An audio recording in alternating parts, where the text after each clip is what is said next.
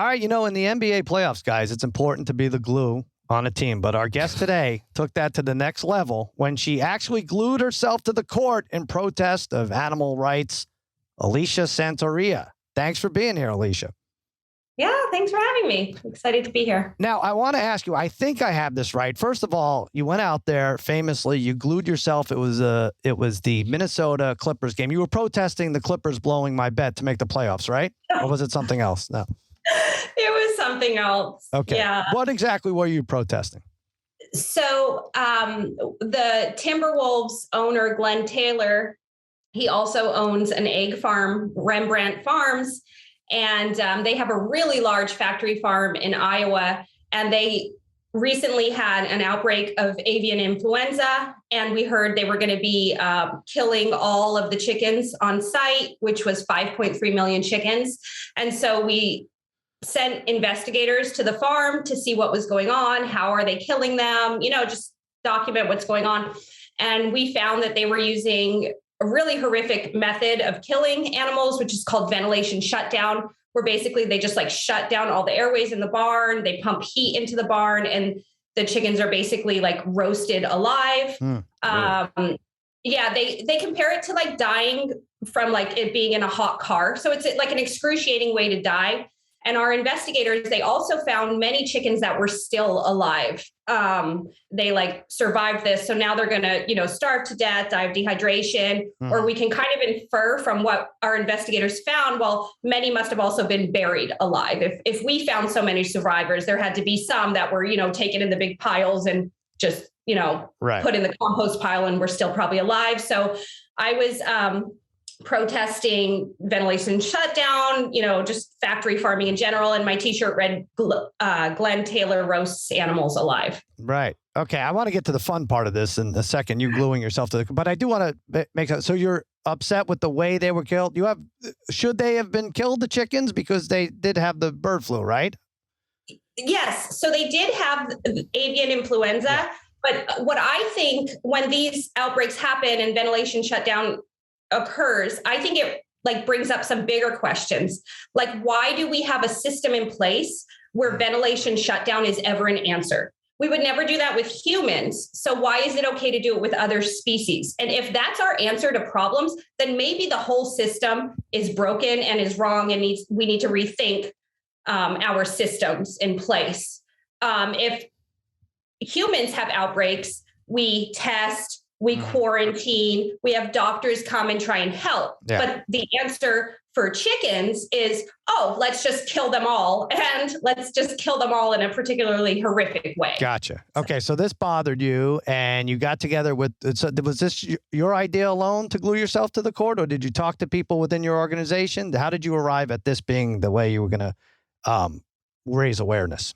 There were some conversations with some people, but yeah. I think that's all I should say about that. Did you find yourself sticking? I mean, when you actually put it, where is it actually hard to get you off once the glue? And a follow-up to my question before you answer the first one is, would you, if you had to do it again, would you go Elmer's? Would you go, is there a certain kind of glue you wish you would have used? Yeah, how much thought went into this? So I think if I would do it again, I don't know if I put too much glue. I wonder if I should have done a thinner layer. I don't know, because it was drying and it was stuck. And some of my hand was a little raw. I also don't know if maybe just the surface of the court, maybe isn't the best to stick to. Because it was dry and it was sticking. And that policewoman, she didn't care. She just ripped my hand right off the court. In a way, you're at a disadvantage because, you could learn how to change a diaper just by going on YouTube, but how to glue yourself to a cord is not really accessible, right? So you're a pioneer in this trailblazing. Yeah. So I'm curious of how you settled on that method of protest. How was it glue and not like the chains that we saw later on? So we've done some other super glue actions, and we've found that press and the public at large is particularly interested when people super glue themselves. I actually wasn't convinced. I was like, are we sure super glue is going to be exciting enough to raise enough, get enough buzz going? Because I'm an activist, so I hear about people super gluing themselves to things all the time. But I guess a lot of other people don't hear about that. So we just thought, no, it's novel, it's different. And that's how we decided on the super glue. Well, I can tell you, I've been watching the NBA for at least 20 years. I've never seen anybody glue themselves to Really? the court. You're not watching the right game. I must not be. Yeah. But you said that, and you're right. Obviously, it has raised a firestorm online. Everybody's talking about it, but some of the reaction is not necessarily the most complimentary. How do you deal with that? Is it more about just getting the message out and no matter what, or what? How do you handle that? Yeah, so I've been part of Direct Action Everywhere for over 7 years. Every time we post a video or a live stream or anything, there's always trolls oh, I'm going to eat bacon now and all that stuff. So it does not even faze me. I just focus on the positive. I'm sitting here talking to the three of you right now about animal rights when before I would not have. And I've seen so many messages on Twitter that are oh, I didn't even know Glenn Taylor owned a factory farm. Whoa, I didn't know what ventilation shutdown was. Now I do. Yeah. So, that's me. I'm them. Well, actually, to be honest, babyface Joel Solomon had you on the schedule 3 weeks ago. So I don't know if you made that much of a difference. Serendipity. Yeah, we were going to talk to you either way. I do. All right. So take us through the first few minutes or whatever when you were dragged off. Were you charged with a crime?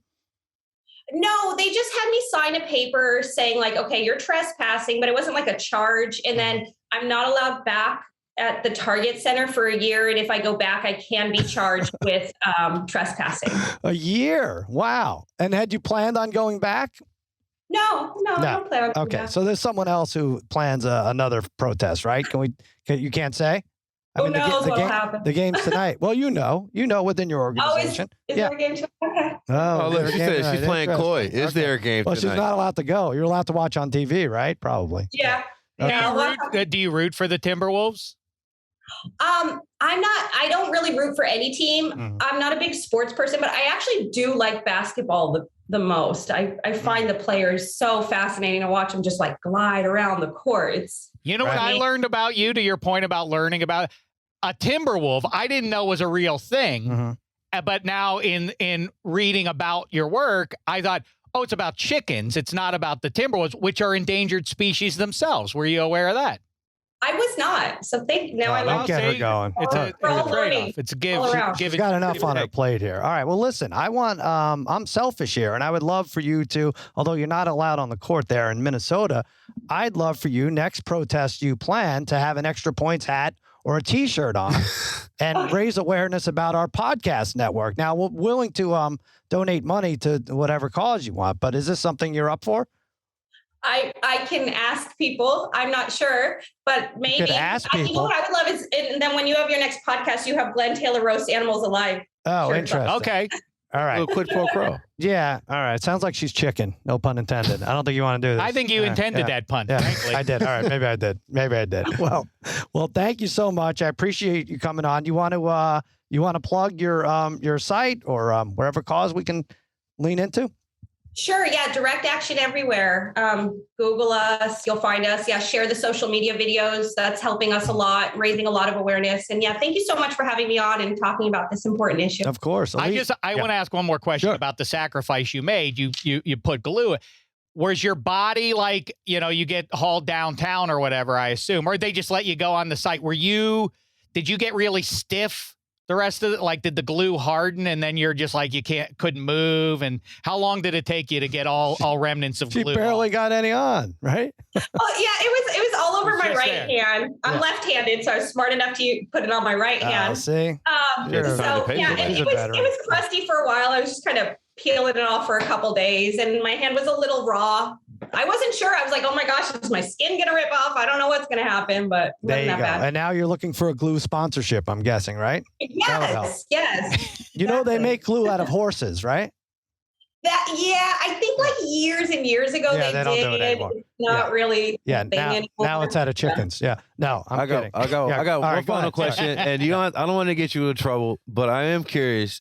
if you can answer it, did you buy a ticket to the game? Oh, And like, where was it? Like, how far down did you have to come? Martin wants your seat. I just want to know how many layers of security did you have to maneuver through before you got to right there on the court?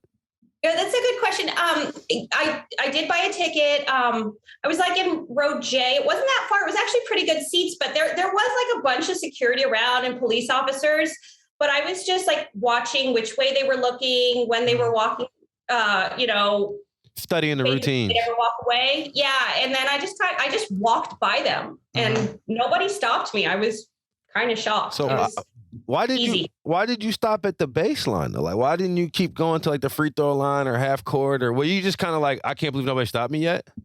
So the plan was like, okay, just make sure you're in the court because then the game can't go on. So if we delay it for a couple minutes, that shouldn't be enough to get buzz. Sure. And I thought security was going to be on me like that. So I'm like, just get in there, get over whatever line is, and then just like glue down. But had I known I had so much time and security was so lax, I would have probably gone a little bit further. You had enough time to get to midcourt, but not enough to glue your entire body. This is how not being a sports fan hurts you in this moment, because if you watch football, you know they're not necessarily protesting much, but every so often a naked man will just run onto the field. Yeah. You got about 35 seconds before anybody's going to catch you.